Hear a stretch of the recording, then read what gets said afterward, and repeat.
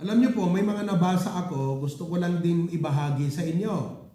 Sabi daw, ano ang mas masakit? Yung i-unfriend ka sa FB o yung iniwan ka nung akala mong best friend mo? Pambihirang yan. Pangkabataan tong mga quotations na to. Pangalawa, ang tunay na kaibigan, hindi lang good morning ang chat, nagpapasa load pa sa'yo. Wow! Pilipinas lang yan. Walang pasa load sa inyo. Di ba? Oo. O di gawin nating mas Hawaii. Ang tunay na kaibigan, hindi lang nag-good morning ang chat, nagpapautang pa. Amen! Amen. Yan daw ang mabuting kaibigan, nagpapautang. Amen! Kaya pakitanong mo yung katabi mo, sabi mo sa kanyang, kaibigan ba kita? Pautang naman Okay? Number 3, sabi, a man once said, I have 4,000 friends on Facebook. Ilan ang friend ko sa Facebook pala? Sino ang may 4,000 friend? Ang 4,000 limit yan. Pag gusto mong magdagdag pa, mag-accept pa ng friend, bawasan mo na yung friend mo para may space. Sabi, I have 4,000 friends on Facebook, but no one to help me move my couch. Kawawa naman. Siguro senior citizen yon. 4,000 ang kaibigan. Ni isa, walang tumulong na magbuhat ng kanyang upuan. Kaya mga kapatid, ang social media, alam ko hindi kayo busy dyan, pero social media people ang lahat ng tao Social media has redefined friendship. You can have thousands of friends online but will feel completely alone in real life. Tama? Opo. Kaya hindi po batayan ang Facebook, TikTok at ano yung isa? Instagram. Hindi po yan batayan ng totoong friendship. You can also have friends in Facebook but enemies and haters in real life. Tama? Sino sa inyo ang may kaibigan sa Facebook pero yan inggitero sa'yo? Friend mo siya sa Facebook pero inaaway ka. Sa realidad ng buhay, meron ba? Nahihiya pa kayong magtaas ng kamay di ba? Friend mo, sabi sa Facebook, pero inaaway ka. That's why true friendship is not measured by likes, shares, or emojis. It is tested by loyalty, by love, and faithfulness. Kaya sa umagang ito, o sa hapon na ito, o sa gabing ito, anuman ang inyong oras, nais kong ibahagi po sa inyo ang mensaheng ito. The friend that you need and the friend that you should be. Ang kaibigan na kailangan natin sa buhay at the same time, ito yung klase ng kaibigan na dapat ganun tayo. So, double blade ang message na ito. Yung una, ipapakita sa'yo na bagaman marami kang barkada, pero ito ang mga katangian ng kaibigan na kailangan mo sa iyong buhay. Mapaalad ka kung may mga ganitong kaibigan ka. Kasi kahit marami kang kaibigan na pwede mong sabihin colleagues dahil kaibigan sa trabaho. Pwede mong sabihin kabasketball dahil barkada mo sa basketball. Pwede mong sabihin classmate dahil kaibigan mo sa eskwelahan. Subalit, ito yung mga kaibigan na tunay na kailangan mo sa buhay mo. Yan yung unang blade. Yung kabilang banda, Kapatid, tuturuan ko kayo kung papaano maging tunay na kaibigan. Amen po ba? Oo.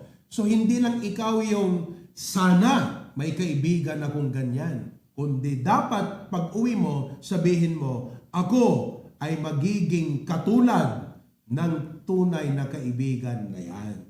Amen? At ang pangatlo, mga kapatid, hindi lang siya double blade. May isa pa. Ang message na ito ay ipapakita sa atin na bago ka magsimula, bago ka magtiwala, bago ka umasa sa kaibigang tao, dapat magsimula ka muna sa pagkikipagkaibigan mo sa Diyos. Dahil ang tao ay pwedeng magbago. Ang tao ay pwedeng mawala, pwedeng lumipat, pwedeng magtaksil, pwedeng mamatay. Pero ang Diyos hindi magbabago kailanpaman. So naunawaan nyo na po yung tatlo na objective ng message na ito. Ulitin ko. Una, marami kang barkada, marami kang kamag-anak, marami kang kaibigan, pero itong aking babanggitin ang kailangan mong kaibigan na tunay sa buhay mo. Pangalawa, mga kapatid, ito yung klase ng katangian na dapat ipamalas natin sa ating buhay. At pangatlo, kinakailangang matuto ka na magsimula ng pagkikipagkaibigan mo sa Diyos. Kasi bibiguin ka lang ng tao. Okay, tayo na't magsimula. Amen? Okay, the 5 marks of a true friend. The 5 marks of a true friend. Kung kayo po ay nag-tune in kahapon, pwede niyong balikan yung outline niyo sa notebook. Pero just be alert, baka may maidagdag pa ako na wala sa inyong isinulat. Okay? A true friend, number 1, is compassionate. A true friend is compassionate. Mga kapatid, ang kailangan mong kaibigan ay yung may compassion sa'yo. Hindi lang po may pera ang kailangan mong kaibigan. Dapat may compassion. Hindi lang po matalino ang kailangan mong kaibigan. Dapat may compassion. Ano po ba ang compassion? Ang compassion is love in action. Love in action. Mahal ka na, tutulungan ka pa. Aba, kung ang kaibigan mo may pera na, may compassion ka, pinagpala ka. Kasi po, kahit ang tao may pera, kung wala namang pagmamahal na tumulong, walang kwentang kaibigan yon. Kahit naman ang kaibigan may talino, pero wala namang pusong tumulong, walang kwentang kaibigan iyon. Alam niyo, nakakatuwa. Maalala. Alam niyo si Preacher Glenn, mabuting kaibigan niya. Nandyan siya, nakita ko kanina. Alam niyo ba, nakakatuwa Kinukwento niya sa akin na, alam mo, sabi niya, I try to help our brethren in any way I can. Minsan tumutulong daw siya na makapaghanap ng trabaho, mag-guide kung saan ka pwede mag-upgrade sa trabaho mo, di ba? Tulong 'yon, mga kapatid. Sabi niya, tinutulungan ko yung iba para ma-prepare nila yung kanilang mga taxes. Akalain mo yan? Hindi lang siya matalino, matulungin pa. Ang tawag dyan, compassionate. Kaya ikaw, ang dami mong barkada, tama yung sabi kanina, 4,000 ang friend ko sa Facebook, ni isa, walang tumulong na magbuhat ng couch ko. Wala kang tunay na kaibigan. Amen po ba? Sa kabilang dako, dapat tayong lahat Ganon po tayo, tunay na kaibigan.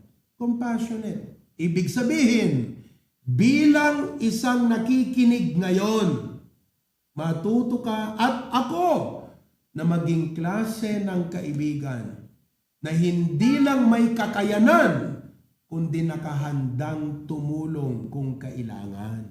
Yan ang compassionate. Amen po ba?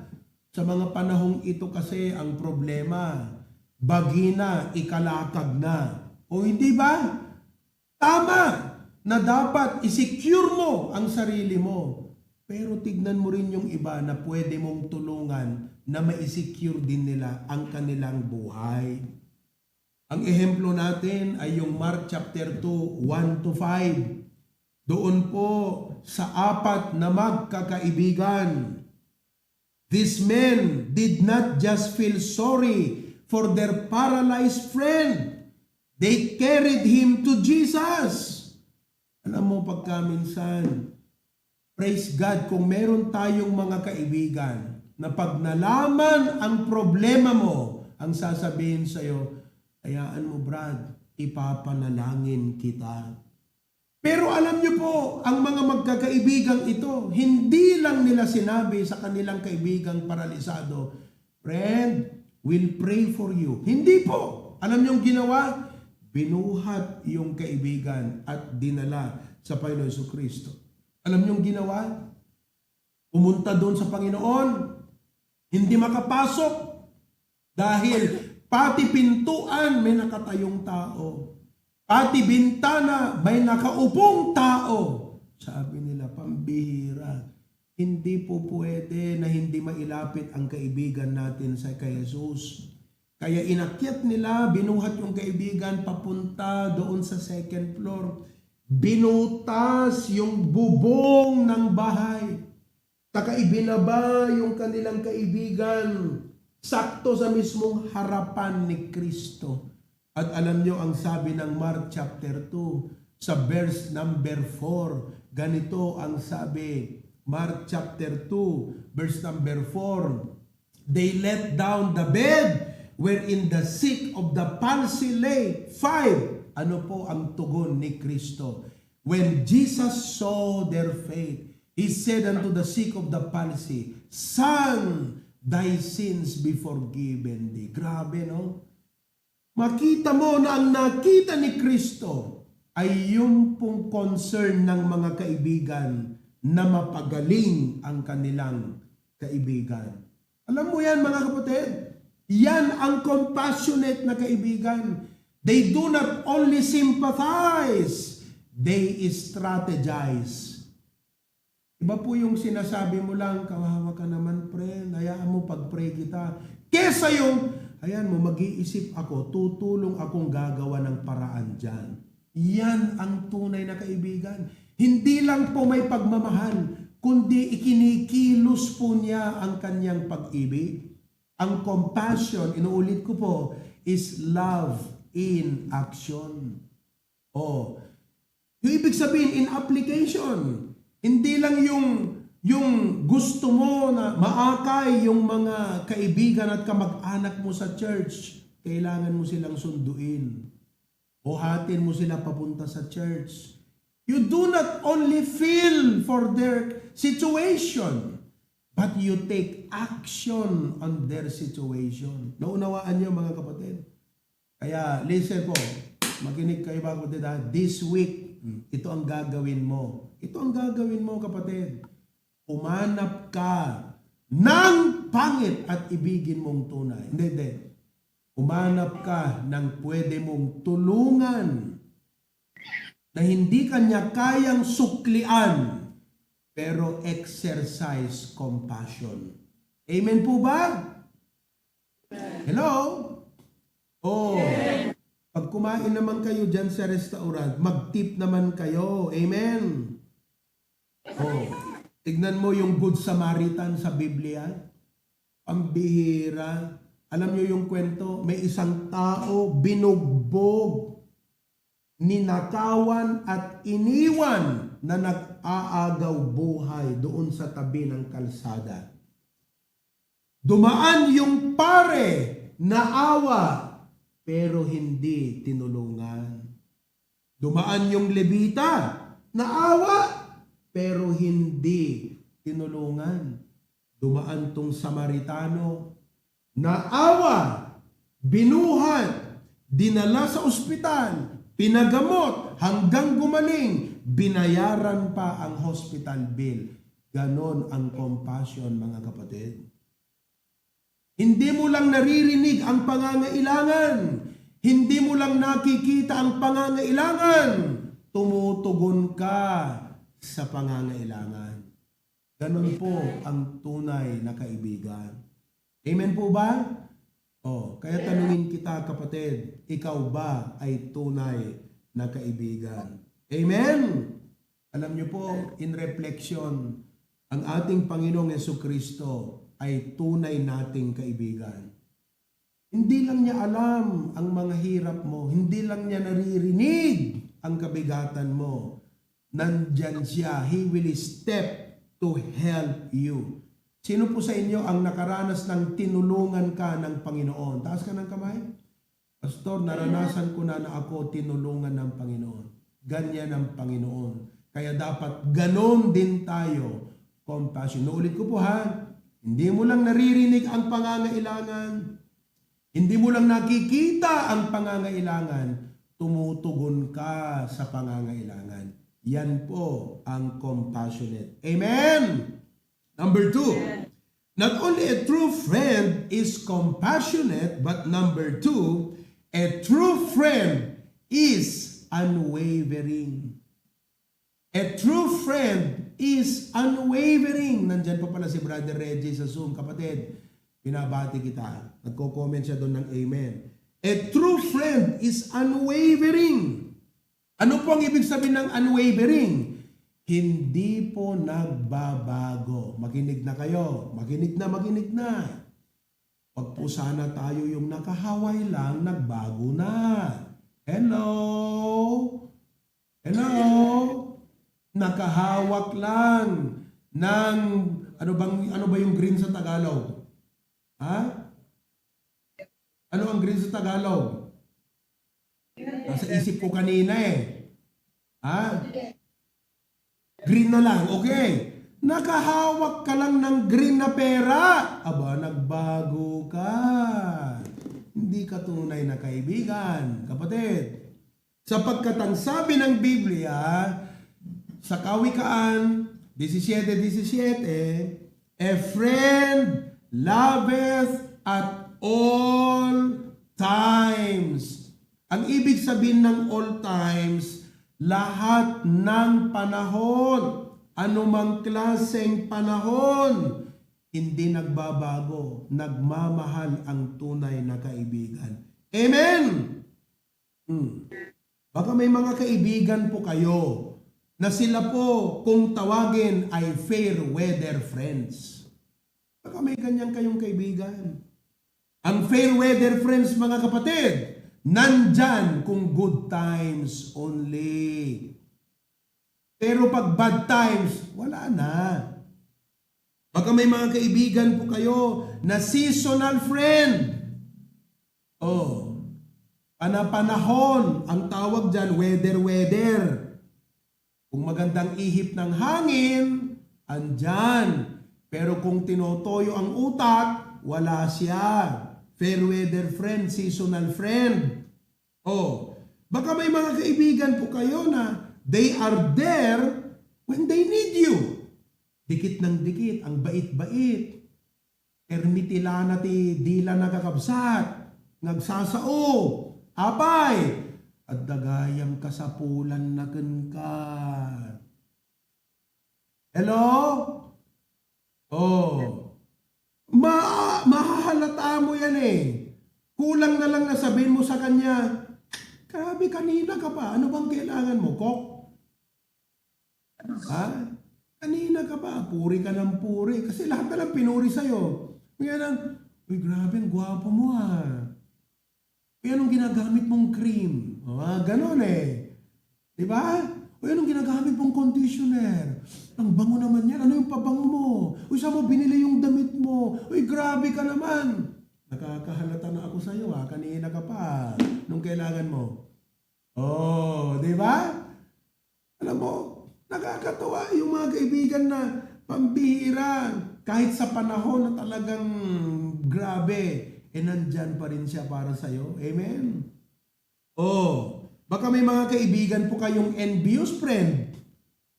Sino po sa inyong may mga kaibigan na mainggitin? Oh, yung bang ikaw umaangat sa buhay, hindi siya natutuwa, Brother Erwin? Aglib-libbe. Maditrik-rik na. Di ba? Pambihira, nakabili ka lang ng washing machine. Masakit ang kalooban niya.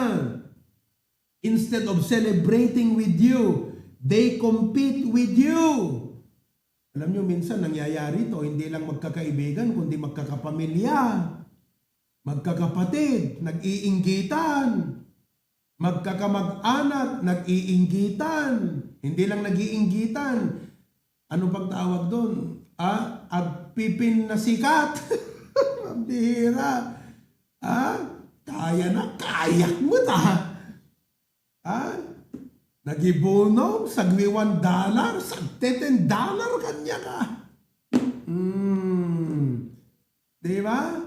Nagibunom, sagwi $50, sagwi $100 kanya ka. Nag-iinggitan. Tapos ang inggit agsasakit dami, agsakit kami madami na. Pati sakit, ininggit mo. Grabe ka talagang kaibigan ka.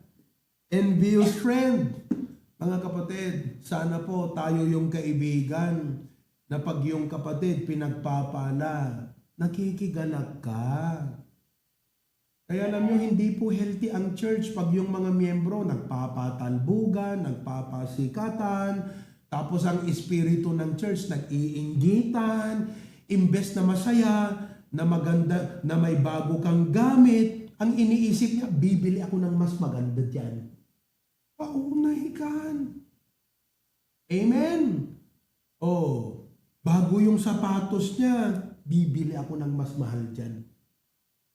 Bago yung bag niya, bibili ako ng mas mahal dyan. Hindi po maganda yung ganyang espiritu ng church. Praise God, hindi tayo ganyan sa HBBC. Amen?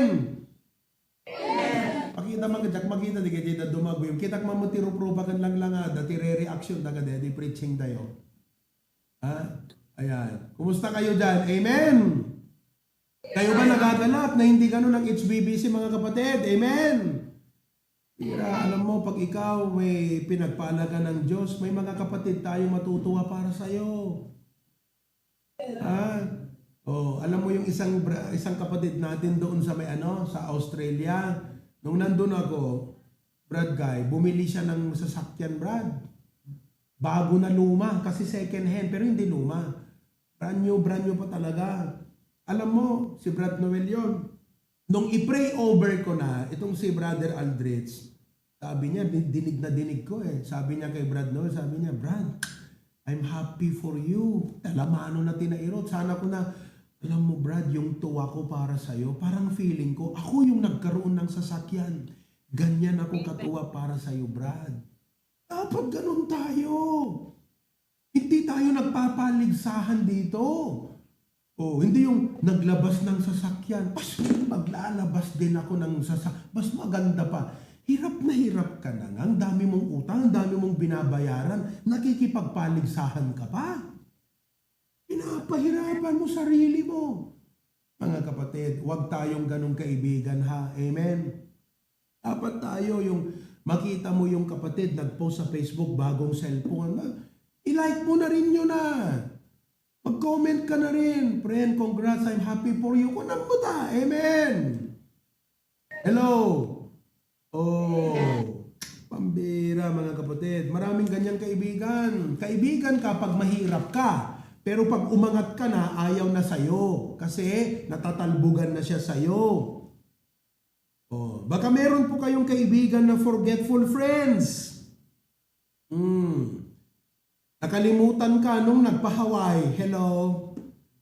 Nandito lang po ako sa Pilipinas, mga kapatid. Amen. Nasa Hawaii na kayo. Amen. Oh, nasa Amerika na kayo. Nandito lang po kami sa Pilipinas. Oh. Salamat, hindi nyo kami nakakalimutan dito sa Pilipinas. Amen. Praise God. Pero may mga kaibigan, when they rise in life, mga kapatid, nakakalimot. Yan yung mga, biruin mo, nagpa-Hawaii, 1 year pa lang, naka-green card. Aba, umuwi ng Pilipinas, oh. Nakita siya ng batch niya doon sa Save Mo. Sabi, "Hi, batch!" Sabing ganyan. Ito namang galing Hawaii, sabi niya, "Uyo, pambihira, 1 year ka pa lang, wala ka nang nakikilala? Nauntog ka ba sa eroplano, kapatid? Nadapa ka ba sa airport? Nagka-amnesia ka? Nakatikim ka lang ng pagkain sa Amerika? Nagka-Alzheimer's ka na, kapatid? Ano ba yan?" Amen. Huwag naman tayong ganon na nakakalimot. Amen po ba? Oh, pambihira. Alam nyo, example dyan si Joseph sa Bible. Pambihira, mga kapatid. Naging kaibigan niya yung 2 preso sa bilangguan. Sabing ganyan Brad, sabi niya doon sa cupbearer, "Ira, palalabasin ka rito. Ibabalik ka doon sa posisyon mo. Ikaw naman," sabi niya doon sa isa, "palalabasin ka rito pero bibitayin ka." "Ha?" sabi nung isa. O tapos isa sabi niya, "Salamat friend, salamat friend. Huwag mo akong kalilimutan friend ha."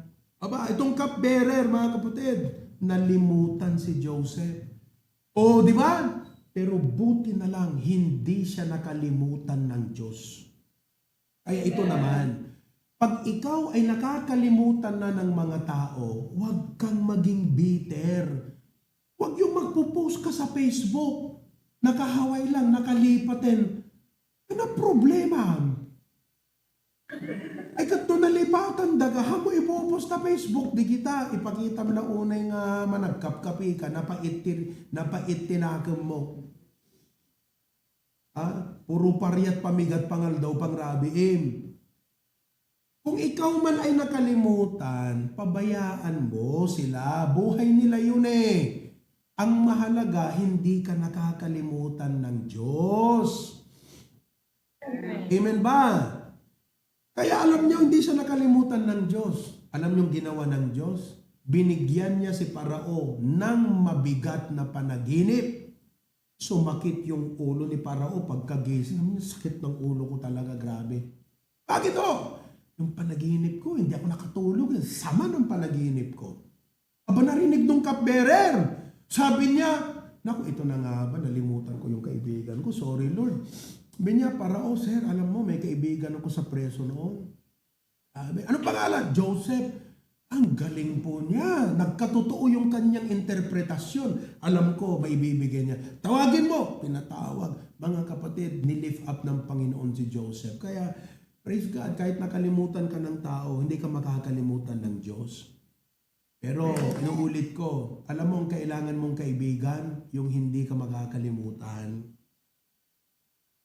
Yung bang kayong mag-asawa, kahit may Alzheimer's na, si Ninang Rina at hindi niya nakilala si Ninong Rene, nandyan pa rin si Ninong Rene para sa kanya. Amen ba, Ninong Rene? Paninindigan mo bang pangakong iyan? Sasabihin ng mga kaibigan mo, "Oy, ilagay mo na yang si Rina doon sa sa care home." Sabi ni Ninong Rene, "Ay hindi, aalagaan ko yan. Hindi ka na nga kilala Ang sasabihin mo, "Hindi niya ako kilala, pero kilala ko siya. Asawa ko yan Amen ba? Bang sweet naman. Kinilig si Elaine. Pambihirang yan. Amen. Kayong mga nandyan sa main sanctuary, gawin nyo yan. Sabihin nyo sa asawa nyo na, "Huwag mo akong kalilimutan ha. Pag ako ang unang nagka-Alzheimer's, huwag mo akong kalilimutan ha." Sabihin nyo na sa mga asawa nyo yan. Erwin, sabihin mo na kay Margie. Malapit nang mag-Alzheimer yan si Erwin. Joke lang. Amen. Mga kapatid, yung bang maaalala mo ang asawa mo kahit hindi niya birthday? Nakakatuwa yung asawa na kahit hindi birthday, nagre-regalo. Amen ba? Sino sa inyo, niregaluhan kayo ng asawa nyo kahit hindi nyo birthday? Taas ang kamay! Ay, naku, kawawa naman kayo mga kapatid. Ano ba yan? Oh, tuturuan ko kayo ha. Kahit hindi birthday, regaluhan mo. Kasi kung birthday lang nagre-regalo ka, papahalata ka masyado na ano ka eh. Para namang plastic eh, di ba? Oh, hindi ko naman sinasabing plastic yon, pero mas maganda yung kahit hindi birthday, nagre-regalo ka. Kaya mamaya, dumiretso na kayo sa mga mall, bilhan nyo na regalo mga misis nyo. Amen? Wala nang amen. Talagang tigas ng puso. Pambira. Amen. Pero alam nyo, Jesus is the friend who never leaves. Ang ating Panginoon ay kaibigan na kailanman hindi tayo makakalimutan at hindi tayo iiwan. Kaya sabi po ng Bible, there is a friend that is sticketh closer than a brother. Mas malapit daw ang kaibigan na to kesa sa isang kapatid. Yan ang ating Panginoong Hesukristo. Kaya mga kapatid, ang ating Panginoon parang payong. Hindi lang nagbibigay ng shade sa init ng araw, kundi sa tag-ulan, pinapayungan ka ng Panginoon. Amen! Oh, so a true friend, mga kapatid, is unwavering. Praise God for that. Sabi siguro nila ni Nong Rene, si Pastor, kararating namin, kami agad yung napansin ni Pastor. Kapansin-pansin kayo very sweet kayo dyan magkatabi kayo Amen. Number 3, ano pa po? A true friend is fun to be with. Ang tunay na kaibigan, mga kapatid, masayang kasama. Amen. Oh, life is hard. Let's admit that. Life is hard enough. Your friends should not make it harder. Ang tawag doon, toxic. Ang bigat na nga ng buhay, may sabay tagayin mo nga mang pagpabigat tibiyag mo. Anyakit din kakabsat. A true friend brings joy and laughter. Ay, ang sarap kasama yan si Brother Erwin Hindi ka maboboring Pag ako nagda-drive, talagang maganda yung may kasama ka na joke-joke dyan Diba? Ano pa? Encouragement, yun ang ibig sabihin nito. Nakakapagpagaan ng kalooban. Hindi lang po yung fun at tawa ng tawa. Kasi delikado na po yung tawa ng tawa na walang dahilan. Ang importante rito, nakakapagbigay encouragement sa'yo. Jesus was not boring. Hindi boring kasama ang Panginoon. Bakit? Children loved Him. Subukan mo. Kung boring ka, ayaw ka ng mga bata. Subukan mong, mga bata, hali kayo rito. Today, my message to you is in Ephesians chapter 6, verse 1. You listen. Pag ganun ka, wala, tutulog yung mga bata dyan. Pero pag sinabi mo, mga bata, sinong may gusto ng chocolate? Aba, yan ang fun. Kaya si Kristo nagsisilapitan yung mga bata sa Kanya. Ibig sabihin, interesting po ang Panginoon. People invited Him to weddings. He spent time with His disciples, eating and sharing life together. Kaya dapat, we should be fun to be with. Amen? Masaya ba tayong kasama, mga kapatid? Amen? Yan ang tunay na kaibigan. Number 4, not only that, baka akala nyo sa positive side lang tayo. Ito naman, a true friend is honest and real. Yan, nagpapakatotoo ang tunay na kaibigan. He is honest and real. Ang sabi po ng Proverbs 27:6, faithful are the wounds of a friend, but the kisses of an enemy are deceitful. Alam mo yung wound, nasaktan ka sa kaibigan mo dahil sa kanyang sinabi, pero yun naman ang kailangan mong marinig. Yun ang makakatulong sa iyo.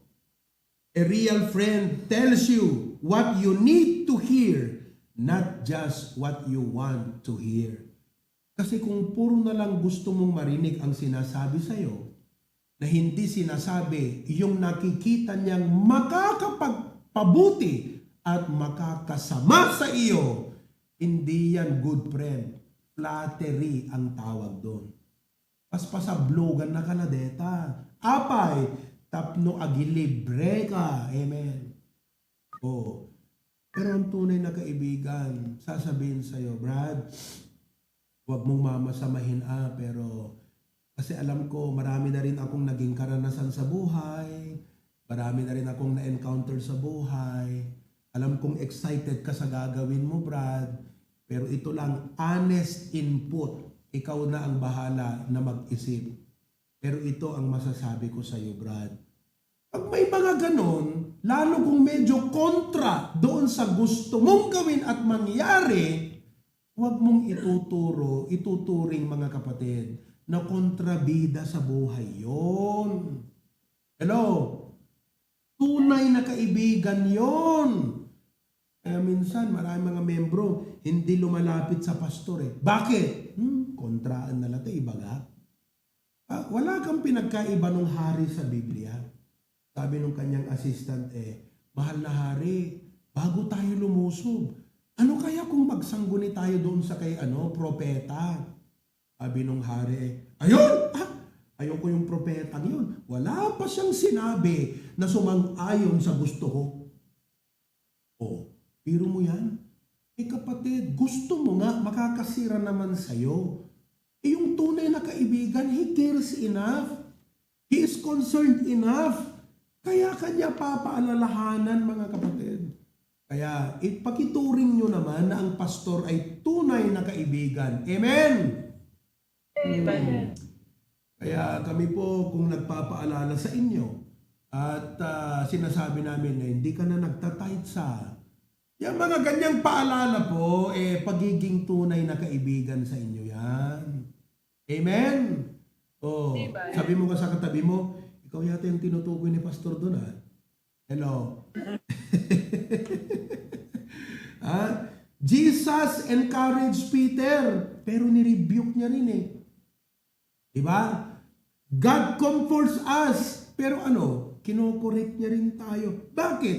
Kasi mahal tayo. Kaya, marami kang ang kaibigan. Okay, ito ngayon. Yung mga kaibigan mo ba na yan? Are your friendships built on truth or just empty compliments? Are you a friend who speak truth in love? Ikaw naman kasi, pag mag-rebuke ka, huwag naman yung tularan mo yung doktor. Diba? Wala yan. Wala yan. Naipasok niya na yung gamot sa'yo.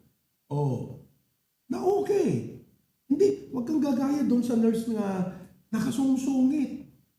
Diba? Tudo ka na ka. Mutay, ma'am. Iparabaw mo ta. Natatakot ka sa kanya.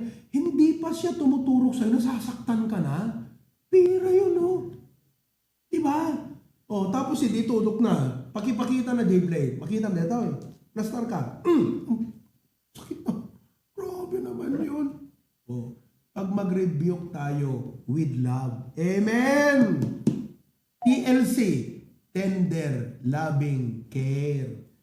Yan po ang magandang pag-correct sa kapatid. Amen ba mga kapatid? Number 5. Last. A true friend pushes you toward God. Amen. A true friend pushes you toward God. Malamang marami kang kaibigan, pero alin dyan at ilan dyan ang tumutulak sa'yo palapit sa Diyos? Kung wala kang ganong kaibigan, wala ka pang tunay na kaibigan. Dahil ang tunay na kaibigan, siya ay concerned sa pananampalataya mo, sa spiritual life mo, at itutulak ka niya sa Panginoon. Yan yung laging nagte-text sa'yo, Brad, nag-devotion ka na. Yan yung magpapaalala sa'yo, Brad, service bukas. Brad, may sasakyan ka. Brad, kailangan mo ba ng sundo? Brad, anong prayer request mo? Brad, kumusta ang spiritual life mo? Yan ang tunay na kaibigan. A true friend sharpens you spiritually. Mga kapatid, maganda po yung listen ha, maganda yung may kaibigan ka na tinulungan kang umangat sa buhay. Okay yun. Maganda yung may kaibigan ka na tinulungan ka na mahasa ang iyong skill. Okay yan. Pero mas kailangan mo ang kaibigan na pwede kanyang ilapit sa Panginoong Diyos. Because there may be friends who can help you live a better life. Because of them, your life became better. But it is also good to have a friend who will help you live for God. Kapukin kuha na nasursurom ti agkararag. Dahil sa Kanya, natuto kang magbasa ng Biblia. Dahil sa Kanya, natuto kang magsilbi sa Panginoong Diyos. Dahil sa Kanya, natuto kang magbigay sa gawain ng Panginoon. Amen ba mga kapatid? Kaya ngayon, dapat ganyan tayong kaibigan. Let's be the kind of friend who will bring our friends to the Lord. Amen po ba? They help you live for God. Kaya, I hope may natutunan kayo at ipamuhay ninyo nating lahat ang message ngayong hapon na ito. Ulitin natin, the friend you need and the friend you should be. Number 1, a true friend is what? Compassionate. Hindi lang siya nagmamahal. Ipinapamuhay po niya. Action. Compassion is love in action. Number 2, a true friend is unwavering. Hindi nagbabago. Hindi nakakalimot. Number 3, a true friend is fun to be with. Hindi lang siya masayang kasama, nakaka-encourage pa siya sa buhay. Number 4, a true friend is honest and real. Binibigyan ka niya ng babala kung kailangan. And number 5, a true friend pushes you toward God. Sana may ganyan kayong kaibigan. At nawa, ganyan tayong kaibigan sa ating mga kapatiran at sa lahat ng mga tao. Kung ikaw ay nanonood ngayon at bisita ka, nanonood ka, malamang marami kang kaibigan, pero gusto kong sabihin sa iyo, pwedeng mawala sila, pwedeng lumipat sila, pwedeng magtaksil sila, pwedeng malimutan ka, pwedeng mamatay sila. Kaya ang unang kaibigan na kailangan mo ay si Kristo. Sabi ng Bible, He gave His life. He laid down His life for us bilang kaibigan. Greater love hath no man than this, that a man lay down his life for his friend. Sa oras na ito, tanggapin mo na si Kristo bilang iyong sariling tagapagligtas. Sa ating namang mga mananampalataya, let's be the kind of friend Jesus wants us to be. Amen po ba? Manalangin tayo, dakilang Diyos. Salamat po sa umagang ito, sa hapong ito, gabing ito. Panginoon, tinuruan mo kami.